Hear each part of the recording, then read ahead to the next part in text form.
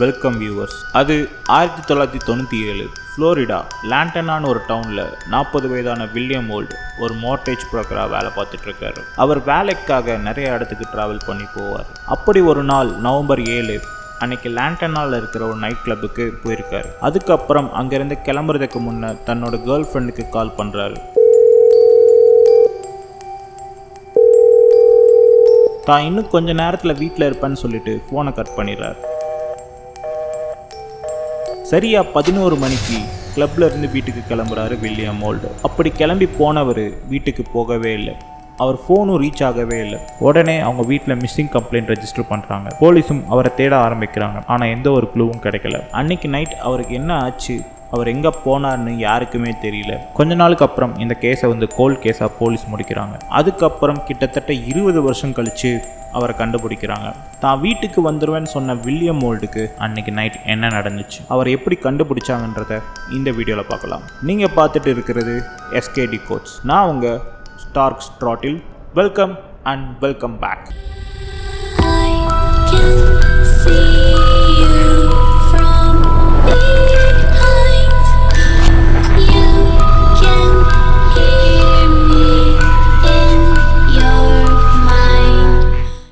வீடியோக்குள்ளே போகிறதுக்கு முன்னாடி இது வரைக்கும் நம்ம சேனலை சப்ஸ்கிரைப் பண்ணாமல் பார்த்துட்டு இருந்தீங்கன்னா மறக்காமல் நம்ம சேனலை சப்ஸ்கிரைப் பண்ணிக்கோங்க. பக்கத்தில் இருக்க பெல் ஐகானையும் மறக்காமல் ப்ரெஸ் பண்ணிக்கோங்க.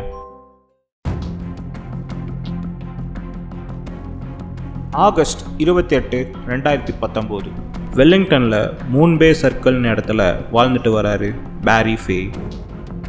பேரி ஃபே வீட்டில் இருக்கும்போது அவருக்கு ஒரு கால் வருது.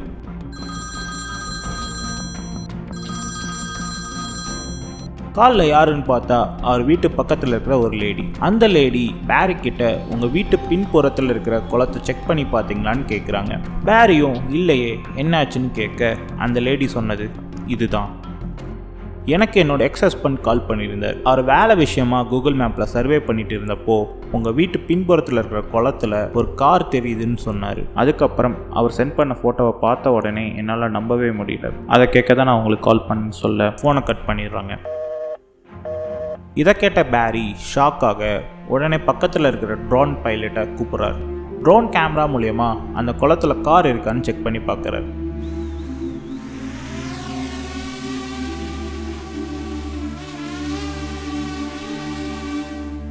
அப்படி பார்க்கும்போது தான் அந்த காரை குளத்து ஓரமாக அடியில் இருக்கிறத நோட்டீஸ் பண்ணுறாரு. அதுவும் அவர் வீட்டை ஒட்டி தான் இருந்திருக்கு. உடனே அவர் 911க்கு கால் பண்ணுறாரு.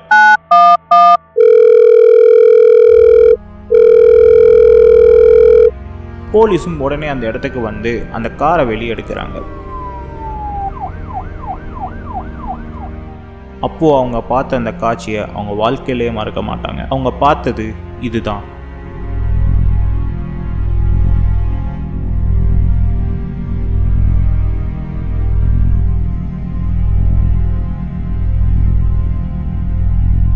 அந்த காரில் ஒரு மனுஷனோட எலும்புக்கூடு மட்டும்தான் இருந்திருக்கு. அதுவும் கிட்டத்தட்ட 20 வருஷமாக அந்த கார் தண்ணிக்குள்ளேயே தான் இருந்திருக்கு. இப்போ அந்த எலும்புக்கூடு யாரோடதுன்னு ஃபாரன்சிக்கில் ரிசர்ச் பண்ணும்போது தான் ஒரு ஷாக்கான விஷயம் போலீஸ்க்கு கிடைச்சிருக்கு.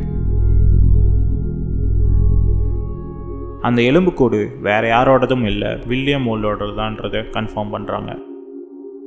வில்லியம் ஓல்டோட பாடியை அவங்க வீட்லேயும் ஒப்படைக்கிறாங்க. இதுக்கப்புறம் போலீஸ் இன்வெஸ்டிகேஷனில் தெரிய வந்தது என்னன்னா, வில்லியம் ஓல்ட் அன்னைக்கு பாரில் இருந்து கிளம்பும் போதே நல்லா குடிச்சிட்டு தான் வண்டி ஓட்டியிருக்காரு. அப்படி வரும்போது வண்டி கண்ட்ரோலை இழந்து அந்த குளத்தில் விட்டுருக்கலான்னு போலீஸ் அவங்க இன்வெஸ்டிகேஷனை முடிக்கிறாங்க.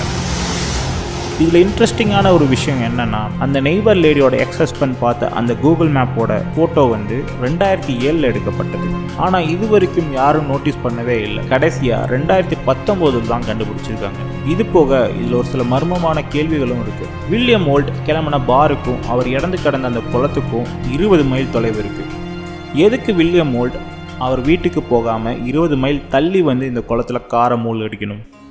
இது ஆக்சிடென்ட் தானா இல்லை கொலை முயற்சியான்னு கேள்விக்குறியாகவே இருக்குது. நீங்கள் சொல்லுங்கள், இது ஆக்சிடெண்ட்டா இல்லை கொலையா? உங்களோட கருத்தை கீழே கமெண்ட் பாக்ஸில் தெரிவிங்க. இந்த வீடியோ பிடிச்சிருந்துச்சுன்னா மறக்காமல் லைக் பண்ணுங்கள், உங்கள் ஃப்ரெண்ட்ஸ்க்கும் ஷேர் பண்ணுங்கள். உங்களுக்கு இந்த மாதிரி வீடியோஸ் ரொம்ப பிடிக்கும்னா மறக்காம நம்ம சேனலை சப்ஸ்கிரைப் பண்ணிக்கோங்க. இதே மாதிரி இன்னொரு வீடியோவில் வந்து உங்களை சந்திக்கிறேன். அது வரைக்கும் உங்களிடமிருந்து விடைபெறுவது உங்கள் ஸ்டார்க் ஸ்டார்ட். நன்றி.